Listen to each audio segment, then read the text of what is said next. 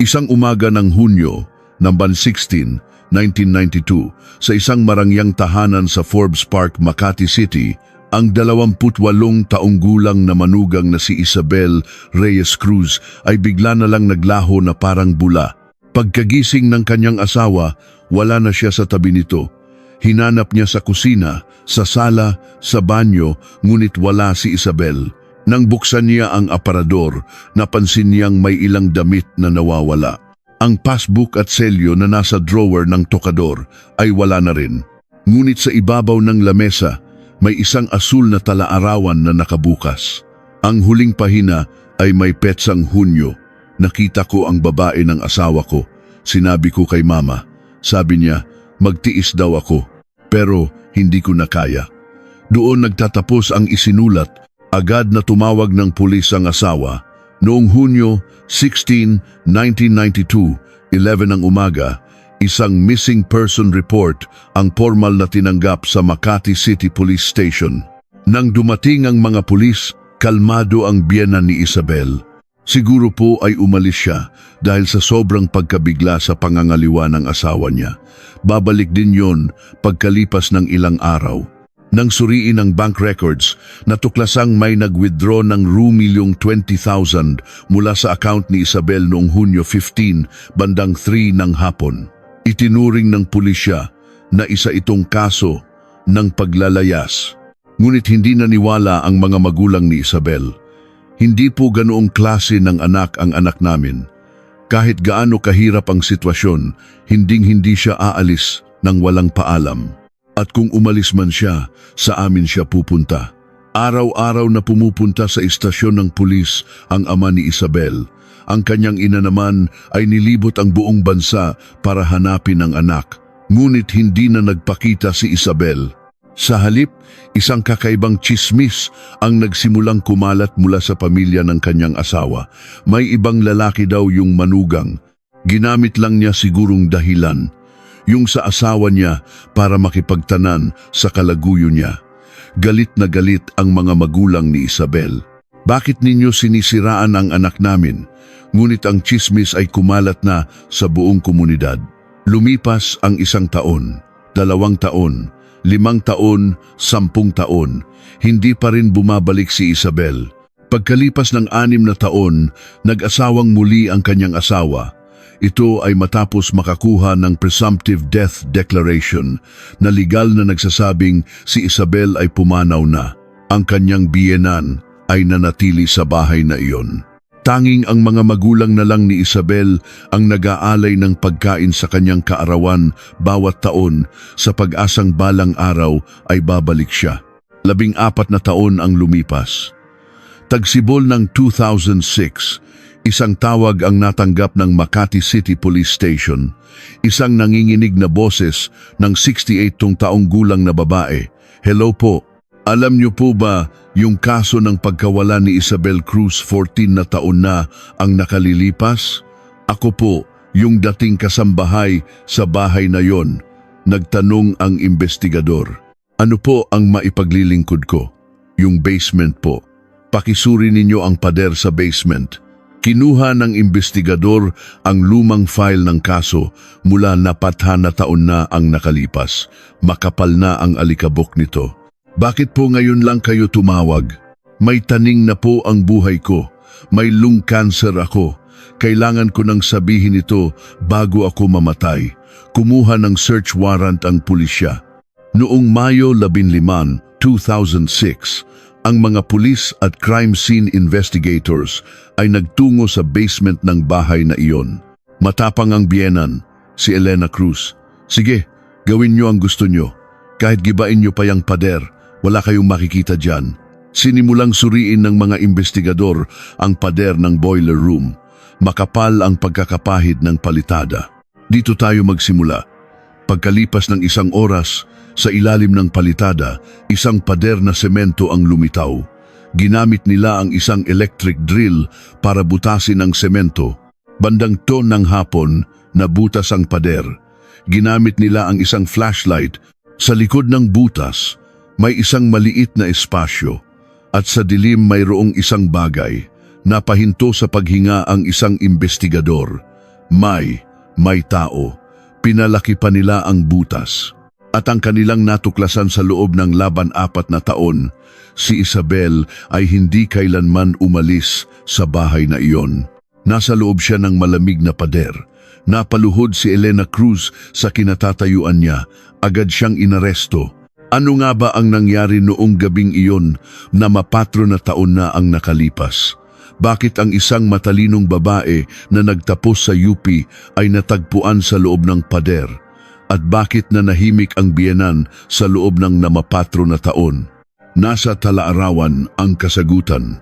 Sabi niya, magtiis daw ako pero hindi ko na kaya. Ano ang ibig sabihin ng linyang ito? Ang Statute of Limitations para sa kaso ay magtatapos sa Hunyo 2007. Kaunti na lang ang natitirang panahon. Makakamit pa kaya ang hustisya? Bago tayo magpatuloy, sandali lang. Ang pag-subscribe at pag-like ninyo ay malaking tulong para maipagpatuloy namin ang pagkukuwento. At pakisulat sa comments kung saang lugar ninyo pinakikinggan ang kuwentong ito. Babatiin ko kayo isa-isa. Hapon ng Hunyo, 16, 1992, isang agarang pulong ang idinaos sa Investigation Unit ng Makati Police. Ang namamahala sa kaso, si SPO4 Ricardo Vargas, ay isang 45 taong gulang na veterano. Isang 28 anyos na babae ang nawala ng walang sabi-sabi. Hindi ito simpleng paglalayas, ngunit ang problema, walang ebidensya. Kahit kumuha sila ng fingerprints, puro mga daliri lang ng pamilya ang nasa bahay. Wala ring senyales ng sapilitang pagdukot. Muling tinanong ni Vargas ang asawa, si Marco Cruz, 31 anyos at isang manager sa isang malaking kumpanya. May nangyari po ba noong gabi bago mawala ang asawa ninyo? Wala po. Pagkatapos naming maghapunan, ginawa namin ang aming mga gawain at natulog na kami. Alam ng misis ninyo ang tungkol sa inyong pangangaliwa, tama? Kinagat ni Marco ang kanyang labi. Opo, mukhang nalaman niya, pero hindi kayo nag-usap. Hindi ko po alam kung paano sisimulan. Sumunod ang biyenan, si Elena Cruz, 55 anyos at may mahinahong hitsura. Ano po ang nangyari noong gabing nawala ang manugang ninyo? Kalmadong sumagot si Elena. Wala pong kakaiba. Naghapunan kami. Ginawa ang kanya-kanyang gawain at natulog. Ano po ang kalagayan ng manugang ninyo nitong mga huling araw? Nahihirapan po siya. Dahil sa pangangaliwa ng anak ko, ilang araw bago siya mawala, umiiyak siyang lumapit sa akin. Ano po ang sinabi ninyo sa kanya? Sinabi kong magtiis siya. Huwag niyang isipin ang hiwalayan. Nagsimulang mag-imbestiga ang mga pulis. Isa-isa nilang pinuntahan ang mga tindahan sa paligid. Ipinakita ang litrato ni Isabel, ngunit walang nakakita sa kanya. Tumawag sila sa mga kumpanya ng taxi, pero walang nangyari. Paano namin maaalala kung sinong pasahero ang isinakay namin noong gabing yon? Pumunta sila sa bangko kung saan na-withdraw ang 12,000. Naaalala niyo po ba kung sino ang kumuha ng pera gamit ang passbook na ito noong Hunyo 15, 3 ng hapon? Umiling ang empleyado. Imposible pong matandaan. Basta't may passbook at tama ang pirma, ipinapalagay naming ang may-ari mismo ang nag-withdraw. Ibig sabihin, posibleng ibang tao ang gumamit ng passbook at selyo ni Isabel. Kinausap nila ang mga kaibigan ni Isabel. Pare-pareho ang sinabi ng mga kaibigan niya sa kolehiyo. Hindi basta-basta maglalaho si Isabel. 3 araw bago siya mawala, tumawag siya sa akin. Sabi niya, niloloko siya ng asawa niya at pinayuhan siya ng biyenan niya na magtiis. Anong gagawin ko? Tanong niya. Anong sinabi mo? Sinabi kong harapin niya ng buong tapang. Sabi niya, mukhang yan na nga ang dapat kong gawin. Bumalik si Vargas sa bahay ng mga Cruz. Mas masusi niyang sinuri ang loob ng bahay. Bawat sulok ay kanyang tiningnan, sala, kusina, banyo, at maging ang basement. Malawak ang basement, ginagamit na boiler room at bodega. Sa isang pader, may mga nakasabit na kagamitan, at sa kabilang panig, mga nakatambak na gamit. Kailan po ito ipinaayos?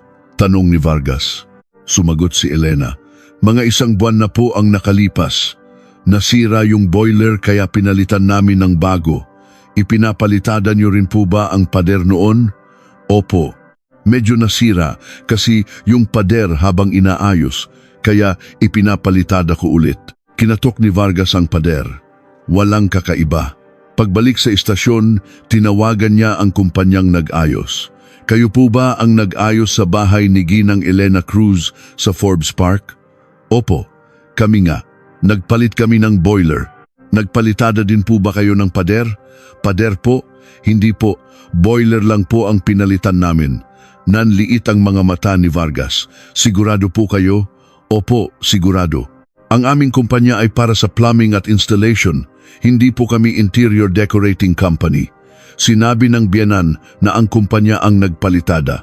Ngunit itinanggi ito ng kumpanya. May nagsisinungaling. Bumalik si Vargas sa bahay. Si Elena lang ang kinausap niya. Sabi po ng boiler company, hindi sila nagpalitada ng pader. Bahagyang natigilan si Elena pero agad ding bumalik sa pagiging kalmado. Ganoon ba? Baka nagkamali lang ako ng alaala. Kung ganoon, sino po ang nagpalitada? Hindi ko matandaan. Baka ako na rin. Medyo madumi na kasi yung pader kaya nilagyan ko ng konting palitada. Kayo po mismo? Oo, medyo marunong ako sa mga ganyang bagay.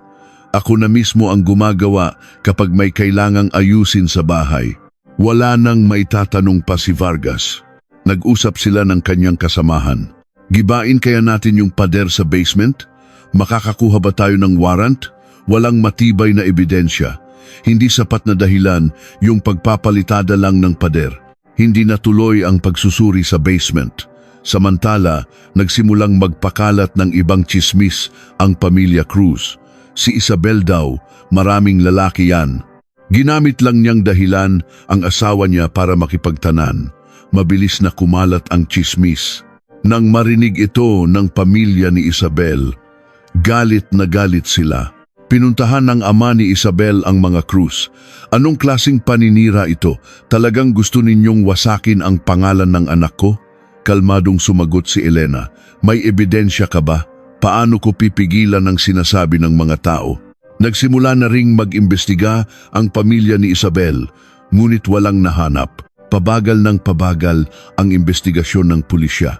Pagkalipas ng 2 buwan, natabunan na ito ng ibang mga kaso. Agosto 1992. Araw-araw na nagmamakaawa ang ina ni Isabel sa istasyon. Parang awa niyo na. Hanapin niyo ang anak ko. Naaawa si Vargas, ngunit wala siyang magawa. Isang araw, isang hindi inaasahang impormasyon ang dumating. Ang dating kasambahay ng mga Cruz ay pumunta sa istasyon. Siya si Lourdes Luring Santos, isang 52 taong gulang na babae. Sir, ako po yung dating katulong sa bahay ni Ginang Elena.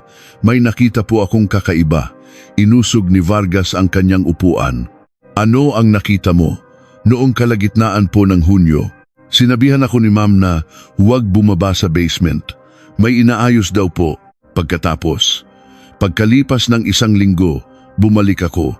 Pumasok ako sa basement at nakita kong bagong palitada, yung pader ng boiler room. Medyo hindi pantay, parang hindi gawa ng propesyonal. Tinanong mo ba si ma'am? Opo, tinanong ko kung sino ang gumawa. Sabi niya, yung mga taga-kumpanya daw. Ano ang kakaiba doon? Tumango si Luring. Nakita ko po kasi yung mga taga-kumpanya. Inayos lang nila yung boiler at umalis na. Muling pumunta si Vargas sa bahay. Ayon po sa kasambahay ninyong si Lourdes Santos, ipinapalitada ninyo ang pader sa basement pagkatapos mawala ng manugang ninyo. Kalmado pa rin si Elena. Ano naman ngayon? Krimen ba ang pagpapalitada ng pader? May tinatago po ba kayo sa likod ng pader na yan? Tumaas ang kilay ni Elena. Parang nobela naman, yang sinasabi mo. Kung gusto mong gibain, magdala ka ng warrant. Wala nang nasabi si Vargas. Huminto ang investigasyon. Natapos ang 1992. Hindi pa rin natagpuan si Isabel at ang kaso ay nanatiling cold case. Lumipas ang 3 taon. Unti-unting tumanda ang mga magulang ni Isabel. Taon-taon, sa kanyang kaarawan, naghahanda sila ng maliit na salo-salo, umaasang babalik ang kanilang anak. Ngunit hindi siya bumalik. Taong 1998, 6 na taon na siyang nawawala. Nag-asawang muli si Marco. Ang kanyang bagong asawa ay isang 26 taong gulang na kasamahan sa trabaho. Nag-asawa siya matapos ideklarang presumptively dead si Isabel. Nagalit ang mga magulang ni Isabel. Hindi pa natin alam kung buhay o patay ang anak ko, tapos mag-aasawa ka na ulit, ngunit wala silang magawa sa batas. Legal nang patay si Isabel. Lumipas ang 2000. Isang bagong milenyo. Liang Qianling A, Liang Qianling Sant, Liang Qianling Sus. Dumating ang 2005. 13 taon na siyang nawawala. Ang mga magulang ni Isabel ay nasa 70s na. Ngunit malinaw pa rin sa kanilang alaala ang anak. Ang pamilya Cruz ay nakatira pa rin sa parehong bahay. Si Elena ay 68 na. Ang basement ay ganoon pa rin. Ang pader na bagong palitada, 13 taon na ang nakalipas, ay naroon pa rin. Si Luring, ang kasambahay, ay matagal nang umalis. Noong 1993 pa siya tumigil. Simula noon, sa ibang bahay na nagtrabaho si Luring, ngunit paminsan-minsan naaalala niya ang pader na iyon. Noong taglamig ng 2005, nagpa-check up si Luring. Hindi maganda ang resulta. Matapos ang masusing pagsusuri, natuklasang mayroon siyang lung cancer, stage 3 na. Noong gabing iyon, hindi makatulog si Luring. Ngayong malapit na ang kanyang kamatayan, maraming bagay siyang pinagsisisihan. Isa na rito ang pader na iyon, 11 taon na ang nakalipas. Sana mas naging pursigido ako sa pulis noon. Nagsimula ang 2006. Nag-chemotherapy si Luring, ngunit hindi ito epektibo, sabi ng doktor. Mayroon na lang siyang 6 na buwan hanggang 1 taon. Nagpasya si Luring. Bago ako mamatay, kailangan kong pagaanin ang aking konsensya. Noong Abril 2006, pumunta si Luring sa Makati Police Station pagkalipas ng 23 taon. Noong 1992, para siyang binura sa mundo. Isang perpektong plano ba ito ng kanyang mga biyanan? O totoong umalis siya? Ngunit pagkalipas ng 20 na taon, isang tao ang nagpasyang basagin ang katahimikan. Isang babaeng hindi na makayanan ng bigat ng kanyang konsensya ang kumatok sa pinto ng istasyon ng pulis. Ano nga ba ang nakatago sa likod ng pader na iyon? Abril 24, 2006, 10 ng umaga, bumukas ang pinto ng Makati Police Station. Ang 67 anyos na si Lourdes Santos ay pumasok na nanginginig ang mga kamay. Dito po ba ang investigation unit? Ano po ang kailangan ninyo? May ibibigay po akong impormasyon tungkol sa isang kaso, 18 na taon na ang nakalipas. Ang kaso po ni Isabel Cruz. Makalipas ang ilang sandali, bumaba si Police Captain Julio Fernandez, 38 anyos. Sabi niyo po, isang kaso noong 1992. Dahan-dahang nagsalaysay si Luring. Ang pagiging kasambahay niya, ang bagong palitadang pader sa basement, at ang pag-report niya sa pulis noon na hindi pinansin. Bakit po kayo bumalik ngayon? Naluha si Luring. May taning na po ang buhay ko. May lung cancer ako. Kung hindi ko po ito sasabihin bago ako mamatay, habang buhay ko po itong pagsisisihan. Sigurado po ba kayong may laman ng pader? Hindi po ako sigurado. Pero kakaiba po talaga. Pagkatapos mawala ng manugang, ipapalitada ang pader. Hinalungkat ni Captain Fernandez ang mga lumang file. Natagpuan niya ang file ng kaso ni Isabel Cruz. Nandoon ang testimonya ni Lourdes Santos at ang pagdududa sa pader ng basement. Ngunit ang konklusyon, kulang sa ebidensya. Nag-report si Fernandez sa kanyang superior. Isang 14 anyos na kaso pero mukhang may basehan para buksan ulit. Gaano katagal pa ang statute of limitations? Ang murder po ay 20 taon, pero sa lumang batas, 15 taon. Hunyo 2007 po ang expiration. May 1 taon at 2 buwan pa. Kung ganoon, bilisan ninyo. Puntahan mo muna ang lugar. Kinabukasan, pumunta si Fernandez sa bahay ng mga Cruz. Nag-doorbell siya. Makalipas ang ilang sandali, binuksan ng 68 anyos na si Elena Cruz ang pinto. Sino yan? Mula po ako sa Makati Police, si Captain Fernandez. May ilang bagay lang po akong kailangang kumpirmahin tungkol sa pagkawala ng manugang ninyo noong 1992. Sumimangot si Elena. 14 na taon na ang nakalipas, bakit niyo pa binubuhay yan? May bago po kaming lead. Pinapasok siya ni Elena. Nabalitaan po namin na ipinapalitada ninyo ang pader sa basement pagkatapos mawala ng manugang ninyo. Ano naman ngayon? Bakit po ninyo ipinapalitada? Madumi na kasi. Nadumihan noong inaayos ang boiler. Pero sabi po ng kumpanya, hindi nila ginalaw ang pader. Kaya nga ako na ang gumawa, di ba? Pwede ko po bang tingnan ang basement? May warrant ka ba? Wala pa po, pero kung ganoon hindi pwede. Hindi ka makakapasok ng walang warrant. Humingi ng search warrant si Fernandez sa korte. Ngunit nag-alinlangan ang hukom. Laban pati na taon na yan. At ang ebidensya lang ay testimonya ng kasambahay. Pero malaki po ang duda. Magdala ka ng mas konkretong ebidensya. Naghanap ng ibang paraan si Fernandez. Hinanap niya ang boiler company. May record po ba kayo ng trabaho sa bahay ni Ginang Elena Cruz noong 1992? Hinalungkat ng may-ari ang lumang ledger. Meron, May 23, 1992. Nagpalit kami ng boiler. Kasama po ba ang pag-aayos ng pader? Hindi po, boiler lang. Gamit ang testimonya na ito, muling humingi ng warrant si Fernandez.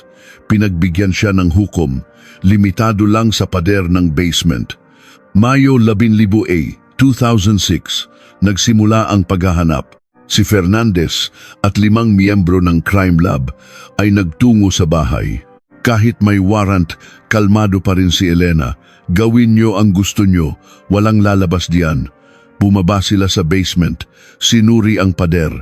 Makapal ang palitada. Dito tayo magsimula.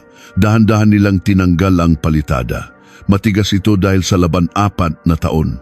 Pagkalipas ng 1 oras, isang pader na semento ang lumitaw. Kakaiba, mukhang bago rin ang semento. Gaano na po katagal ang bahay na ito? Mahigit 20 taon na. 1980 pa ito itinayo. Pero hindi po mukhang 20 anyos ang sementong ito. Hindi sumagot si Elena. Ginamit nila ang electric drill. Bandang 2 ng hapon, nabutas ang semento. Isang kakaibang amoy ang lumabas. May laman. Itinutok ng isang investigador ang flashlight. Isang maliit na espasyo ang nasa likod. At sa dilim, mayroong isang bagay na hugis tao. Lakihan pa ninyo. Nang masira ang pader, isang katawan ng babae na naging parang mami ang tumambad. Suot pa niya ang kanyang damit, isang bestidang may bulaklak. Mayroon pa siyang plastic na headband sa buhok. Dahil selyado ang espasyo, hindi ito nabulok kundi naging mummified. Agad na nag-report si Fernandez. Nahanap namin ang katawan. Babae, napaluhod si Elena. Namutla ang kanyang mukha. Ginang Cruz, ano ito? Hindi siya makasagot. Inaresto siya. Dinala ang labi sa PNP Crime Laboratory. Ang damit ay estilo noong early 90s. Isinagawa ang DNA test. Tinawagan ang mga magulang ni Isabel. Umiyak ang ina. Nahanap niyo na ba ang anak ko? Hindi pa po sigurado. Hintayin po natin ang resulta ng DNA. Pagkalipas ng 3 araw, lumabas ang resulta. 99.97% match. Si Isabel nga, pumunta ang magulang sa istasyon. Napahagulgol ang ina. Ang anak ko, 14 na taon siyang nandoon. Sinuntok ng ama ang pader. Nandoon lang pala siya. Dinala si Elena sa kulungan. Sa unang interogasyon, itinanggi niya ang lahat. Tinawag din ang anak niyang si Marco, 45 anyos na ngayon. Hindi po ako makapaniwala.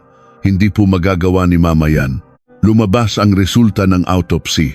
Ang sanhi ng kamatayan, pagdurugo sa utak dahil sa pagpalo ng isang matigas na bagay sa likod ng ulo.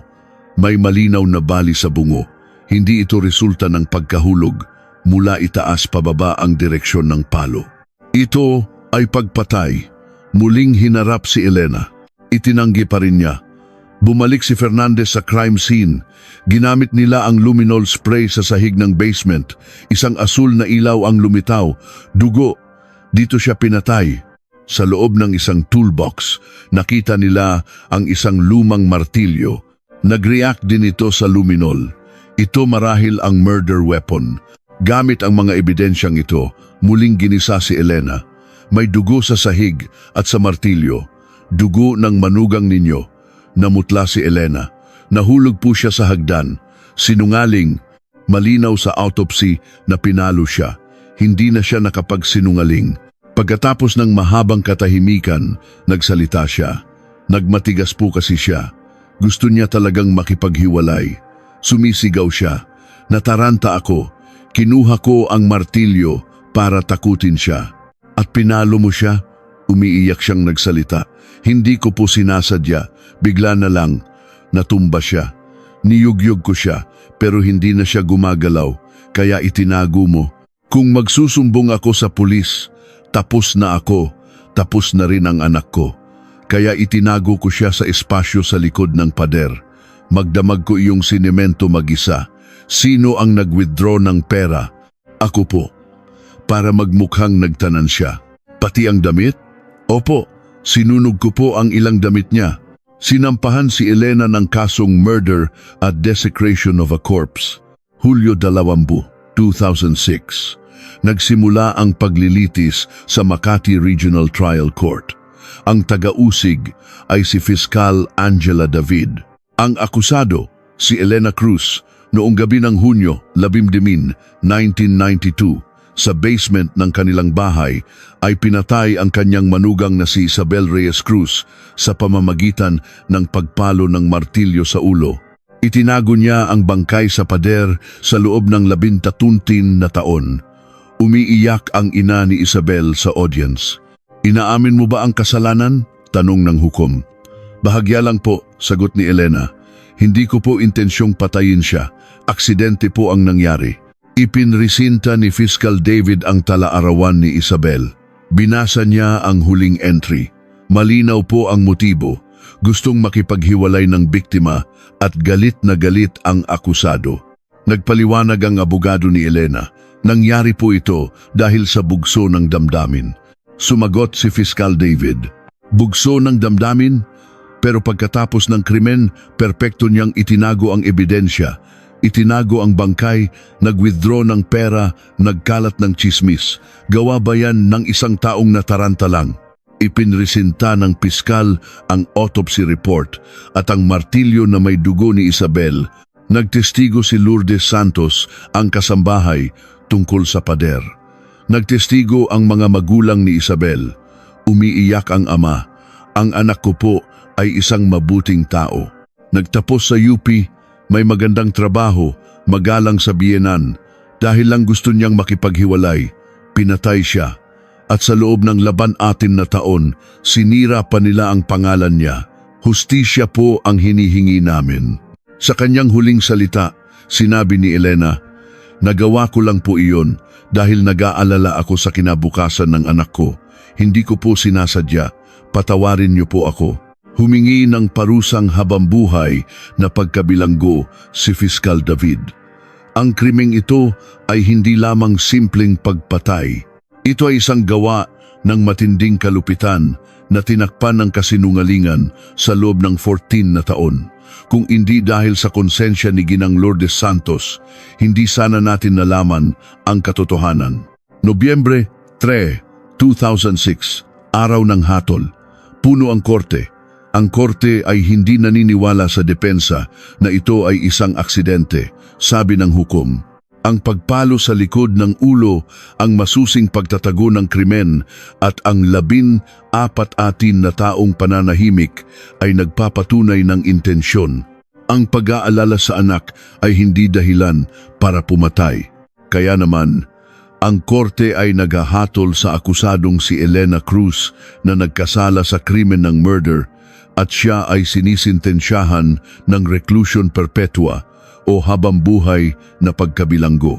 Naghiyawan ang mga tao sa korte, nagyakapan At umiyak ang mga magulang ni Isabel. Pagkalipas ng 10 taon nakamit na nila ang hustisya para sa kanilang anak. Nang hapong iyon, binigyan si Isabel ng isang marangal na libing.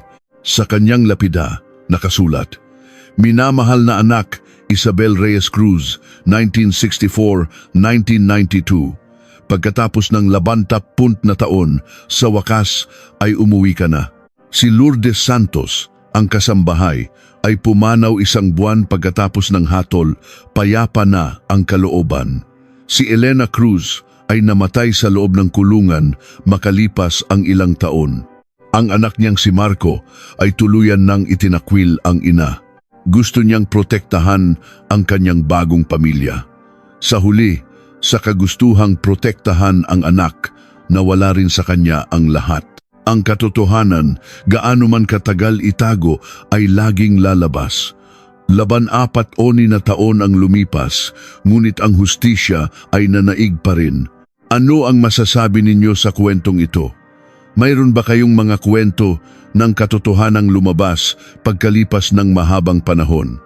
Ibahagi ang inyong saloobin sa comments section. At pakisabi na rin kung taga saan kayo. Mula sa Luzon, Visayas, Mindanao o sa ibang bansa, salamat sa pakikinig. Ang inyong suporta sa pamamagitan ng pag-subscribe at pag-like ay nagbibigay lakas sa aming ipagpatuloy ang paghahatid ng mga ganitong kwento. Hanggang sa susunod na kabanata.